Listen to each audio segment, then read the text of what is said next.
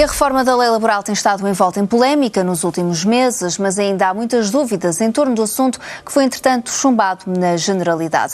Junta-se agora a nós em estúdio o advogado Eduardo Castro Marques. Muito bom dia, bem-vindo mais uma vez ao Diário da Manhã.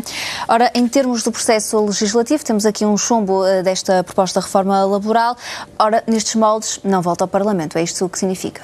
Sim, aparentemente a curto prazo não voltará, muito embora a Sra. Ministra já tenha anunciado que é a sua intenção voltar a trazer um diploma que possa alterar as regras e o Código Laboral.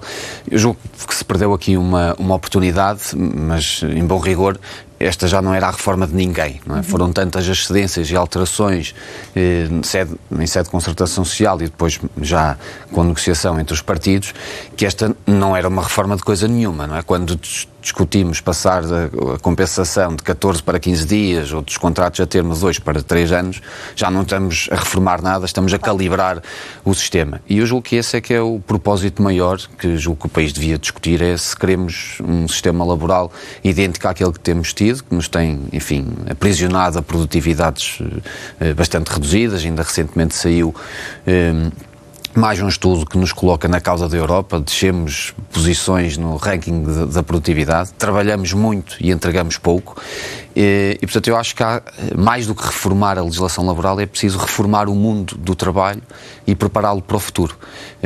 Eu acho que esse é que é o maior desafio que temos pela frente. Quais eram os aspectos mais controversos desta reforma? Bom, eu julgo que, por exemplo, o tema do outsourcing, basicamente, numa palavra, aquilo que hoje existe é uma proibição de recorrer à terceirização, ao outsourcing, 12 meses após um despedimento por extinção do posto de trabalho, por exemplo. Eu julgo que nós que precisamos muito de investimento direto estrangeiro, é muito difícil explicar a quem pretenda investir em Portugal que nas perguntas que faz para a sua equação de decisão, se coloca cá uma fábrica, a sua empresa em Portugal ou noutra geografia ou noutro país europeu, como é que se explica a um investidor estrangeiro que não pode contratar uma empresa informática, de serviços informáticos, até um ano depois de ter feito uma extinção do posto de trabalho? Isto na prática é muito complicado de se perceber. Há outros aspectos que foram controversos, como a reintegração, o tema dos contratos a termo, mas nós andamos, sempre que muda a tendência política, andamos sempre a discutir, a bem dizer, os mesmos institutos, os mesmos regimes, os mesmos temas, e eu julgo que isso é que era importante determinar, era que pudesse existir um consenso mais alargado político que evitasse esta discussão, diria quase dicotómica, entre aqueles que governam e aqueles que estão na oposição e vice-versa. Na sua opinião, que impactos é que esta reforma poderia ter, por exemplo, na própria contratação, nos despedimentos e na organização do trabalho? Bom, eu julgo que, como disse há pouco, mais do que reformar a legislação, é preciso reformar o trabalho, o mundo do trabalho. E há 3 desafios que me parecem fundamentais. O primeiro é a fiscalidade. Reformar a fiscalidade do trabalho. E vamos às coisas práticas para que se perceba. Uma empresa que pretenda fazer um aumento de 150 euros a um trabalhador, para a empresa custa 180 e para o bolso do trabalhador chega a cerca de 70 euros líquidos. E, portanto, isto é impossível. Nós precisamos de um sistema, de um regime fiscal que incentive o trabalho, que incentive a produtividade e a competitividade da atividade económica. Depois, por outro lado, temos que olhar para a formação profissional.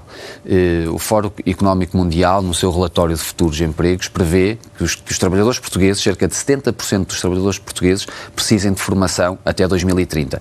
Isto tem muito a ver com os desafios do futuro, com a inteligência artificial, com a digitalização, com as novas formas de trabalho. É preciso dar uma resposta a este desafio que é absolutamente crucial para nos mantermos competitivos relativamente aos nossos parceiros europeus. E depois é preciso adaptar-nos para o futuro. E é aqui que é um dos ângulos desta reforma que a legislação pode ajudar. É adaptar-se àquilo que são as novas formas de trabalho. E a legislação laboral, obviamente, que pode e deve dar uma resposta. Nós, na reforma que foi chumbada, tínhamos já alguns apontamentos, algumas medidas positivas relativas à inteligência artificial, à questão do controlo dos algoritmos no recrutamento, mas é muito pouco. Temos que fazer, desse ponto de vista, muito mais. Portanto, a reforma laboral é de facto algo que é inevitável nos próximos anos? Não. É inevitável por variedíssimas razões e terá a intensidade que nós quisermos. É inevitável porque há diretivas europeias para serem transpostas, é inevitável porque o mercado de trabalho está numa mudança aceleradíssima e eu diria que é inevitável se o país quiser mudar de rumo, porque a legislação atual tem produzido os resultados que nós conhecemos. Se os queremos mudar, temos obviamente que mudar de vida e não só na legislação laboral, mas eu diria em todos os custos de contexto que envolvem a atividade económica e, volto a assinalar, fiscalidade, formação, gestores e trabalhadores e depois, por fim, adaptarmos inovação e uma adaptação ao futuro e esse é o braço onde a legislação laboral pode acrescentar mais valor. Muito bem, muito obrigado pelas suas explicações e presença aqui na Diário da Manhã. Um bom domingo, obrigada.